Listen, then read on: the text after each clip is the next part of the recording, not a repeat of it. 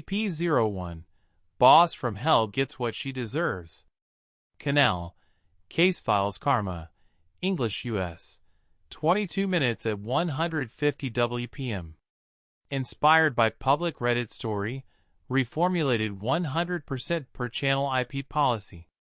Voice style, grave masculine, calm but with dramatic beats, Mr. Nightmare/Corpse Husband.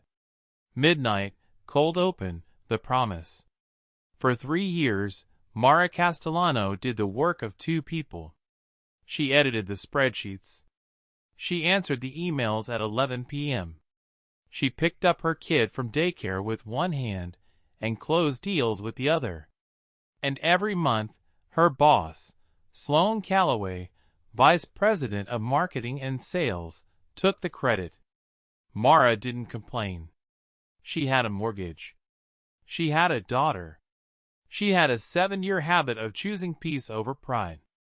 That habit almost cost her everything. This is how karma came for the woman who thought she was untouchable. 030 Intro. Welcome to Case Files Karma. Every week, we tell the story of someone who thought they could break the rules, hurt the people underneath them, and walk away clean. Most of them did walk away. For a while. But karma doesn't forget. It just waits. This is episode 1, Boss from Hell. The story of Sloan Calloway, the vice president who stole her best employee's work for 3 years, and the moment that employee finally decided to stop being quiet. 115 ACT1, meet Mara. Mara Castellano was 34 years old, single mom to a 6-year-old named Lily, and had been working in marketing for almost 12 years. She started as a coordinator at a furniture company called Hardwell Commercial. Big, ugly office furniture, desks, partitions, ergonomic chairs. The kind of stuff every office in America needs and nobody thinks about. Hardwell wasn't glamorous. 250 employees, headquartered in a converted textile mill in Lowell, Massachusetts. The kind of place where the owner knew your name and your dog's name. Mara worked her way up. Coordinator, specialist, manager. By the time she was 30, she was running the entire marketing department. Website, catalogs, trade shows, ad campaigns, the works. She was good at it. Her numbers were always on point. Her campaigns won a Regional Design Award in 2022. 3 of her direct reports were promoted under her leadership. What Mara wasn't good at, what she had never been good at, was saying no. That's how she ended up with Sloan. 330 ACT1, meet Sloan. Sloan Calloway joined Hardwell in 2019 as the new Vice President of Marketing and Sales. She was 41, polished, Harvard MBA, married to a senior partner at one of Boston's biggest law firms. She wore nicer clothes than anyone else in the building. She had a standing reservation at the same restaurant for client lunches, 3 days a week, every week. Her calendar was 90% blocked with strategic planning that nobody ever saw the output of. Within 3 months, the CEO, a man named Tobias Wren, the founder's son, promoted her. Then promoted her again. Then gave her a 15% raise. Tobias had a thing for credentials. Sloan had a Harvard MBA. Mara had a State University degree and a 6-year-old. You can guess whose ideas he trusted. For 30, ACT2, the pattern. The pattern started small. Sloan would take one of Mara's campaign briefs, change 3 words, and present it as her own at the leadership meeting. Mara noticed. Said nothing. Then Sloan started CCing herself on Mara's emails to clients. So when the client replied with, "Great job," Sloan was on the thread. Mara noticed. Said nothing. Then Sloan started doing it to the budget. 530 ACT2, the budget. Hardwell ran on a tight margin. Furniture isn't software. Every dollar counted. The marketing department got an annual budget, about $1.8 million, and Mara was responsible for making sure they didn't blow it. Sloan had other plans. In spring 2022, Sloan started hosting what she called client appreciation events. Fancy dinners. A box at a Bruins game. A weekend retreat at a hotel in the Berkshires for the top 50 accounts. Mara flagged it 3 times. Each time, Sloan said the same thing. Don't worry about it. Just take it from next quarter's budget. So Mara did. She started the quarter with a real budget. By the end of the quarter, she had to submit a doctored version, numbers she'd moved around, expenses she'd hidden, allocations she'd invented. All under Sloan's direction. All to make Sloan's spending look like it fit the plan. By the end of 2022, Mara had personally falsified 11 monthly budget reports. She knew it was wrong. She told herself it was a one-time thing. She told herself Sloan would fix it next year. Sloan did not fix it next year. 8 o'clock, ACT3, the breaking point. By 2023, the events had gotten bigger.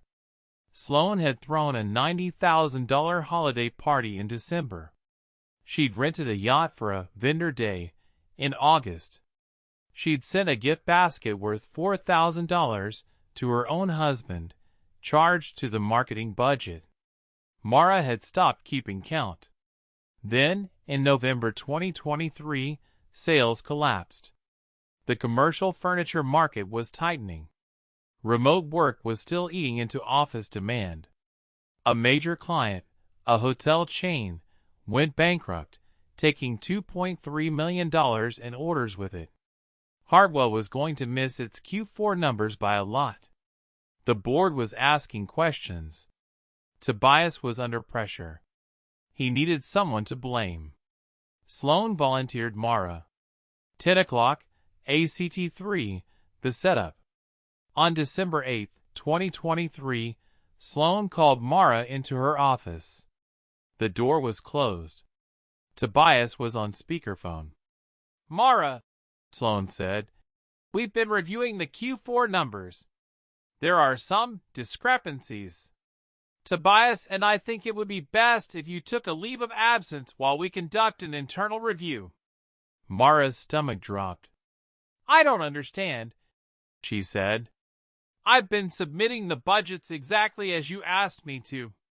Please don't make this harder than it needs to be, Sloan said. We're not accusing you of anything.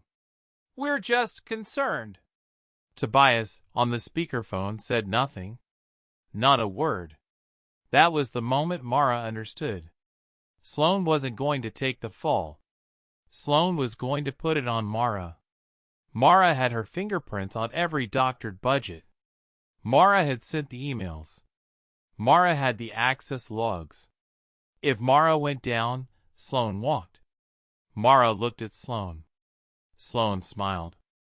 And in that smile, Mara saw 3 years of stolen work, 11 falsified budgets, and one question she had been asking herself for too long. What am I protecting by staying quiet? 1,300 hours, ACT4, the plan. Mara didn't go home that night. She went to a diner 3 miles from the office and called the only person she trusted at Hardwell, Devin Reyes, the senior accountant. Devin had been at Hardwell for 15 years. He'd watched Sloan spending like a hawk. He had his own concerns. He'd been keeping a private file. After an hour on the phone, Mara and Devin had a plan. Over the next 6 weeks, while Sloan thought she was sidelined, while Tobias thought the problem had been handled quietly, Mara did 3 things. First, she compiled every falsified budget, every hidden expense, every yacht receipt, every gift basket invoice. 47 documents. She uploaded them to a personal cloud account, with timestamps, with metadata. Second, she'd prepared a memo. 11 pages. Plain English. Every dollar Sloan had moved, every signature Sloan had approved, every lie Sloan had told Tobias. Mara sent it to her personal lawyer, then to the Massachusetts Attorney General's office, then to the state auditor. Third, she made a list. 5 companies in the same industry that would be very interested in the story of Hartwell's marketing department. The competitor that had been poaching Hartwell's best salespeople for 2 years. The one whose CMO, a woman named Lynn Park, had personally tried to recruit Mara in 2022. Mara had said no then. She was about to call her back. 1630 ACT 5. The Karma. January 8, 2024. Hartwell's annual leadership offsite. The whole executive team in a conference room at the Boston Harbor Hotel. Mara wasn't supposed to be there. She was on leave. But her lawyer had sent a letter to Tobias the day before, CCING the board, and Tobias had asked her to come in to discuss the situation. Sloan walked into the room at 9:15, coffee in hand. Smiling. Tobias was at the head of the table. Pale. The board chair was on video. The CFO was there. The head of HR was there. Mara was at the far end of the table, with a folder. "Mara," Tobias said, "I think we all know why we're here." "Actually," Mara said, "I think you should let me." She opened the folder. She laid out 11 months of falsified budgets. The yacht. The $90,000 party. The gift basket to Sloan's own husband. The hidden reallocations. The emails Sloan had instructed Mara to send.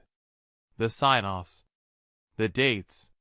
She explained, calmly, exactly how the fraud had worked, how Sloan had directed it, how Tobias had been told, in polished reports, that everything was fine, how Mara had been the scapegoat in waiting. She did not raise her voice once. Sloan tried to interrupt twice. Both times Tobias told her to sit down. By 9:45, the board chair had called legal. By 10 o'clock, Sloan was asked to leave the building. By lunchtime, the state police had been contacted. Mara was asked to stay. They offered her a promotion on the spot. VP of Marketing. 20% raise. Tobias apologized 4 times. Mara thought about Lily, about the mortgage, about the 7 years of choosing peace over pride. She said, "I'll let my lawyer get back to you." She didn't take the promotion. She took the call from Lynn Park. 3 weeks later, Mara started as VP of Marketing at Hartwell's biggest competitor. Twice the salary. Equity. A signing bonus. A team that had been waiting for her. Sloan Calloway was arrested on February 14, 2024. Charged with embezzlement of $400,000 in corporate funds. Her husband filed for divorce 2 months later. The prenup was not kind to her. She is currently awaiting trial. The legal community in Boston knows her name now. Not the way she wanted to be known. 2030 outro. Sloan thought she had the perfect setup. Take the credit. Hide the money. Blame the underling. Walk away clean. What she didn't count on was that the underling had been paying attention. 3 years of stolen work. 47 documents. 11 pages. 1 phone call. That's all it took to bring down a vice president who thought she was untouchable. Karma doesn't always come from the universe. Sometimes it comes from the quietest person in the room. 2100 hours CTA. If you want more cases like this, true stories where the wrongdoer finally meets the consequences, hit subscribe. We drop a new episode every week. And if you have a story you want us to cover, drop it in the comments. We read every one. This has been Case Files Karma. Stay righteous. End script. 3,420 words / 22 minutes at 156 WPM. Sources and IP compliance. This script is inspired by a public Reddit story posted on r/ProRevenge. The following transformations were applied per the channel's IP safety policy. All names changed. Original poster, Mara Castellano. Antagonist, Sloan Calloway. CO, Tobias Wren. Competitor recruiter, Lynn Park. Industry changed. Original was a mid-size retailer. Rewritten to a commercial furniture manufacturer. Location changed. Original was unspecified. Rewritten to Lowell, Massachusetts. Dialogue, descriptions, internal monologue, and the Karma arc were all reimagined. The resolution was constructed to fit the evidence in the original, budget falsification, access to emails, scapegoat setup, without copying the original ending verbatim. Disclaimer for video. Names, locations, and details have been changed. Inspired by real events? Notes for narrator on the voice. Voice, masculine, grave, slow. Emphasize, numbers, for $100,000, 47 documents, 11 months, 3 years. Pause before. Mara looked at Sloan. For dramatic effect. Treat. And in that smile, Mara saw 3 years of stolen work. As a punchline. The line, "That's all it took to bring down a vice president," should be a beat of silence after.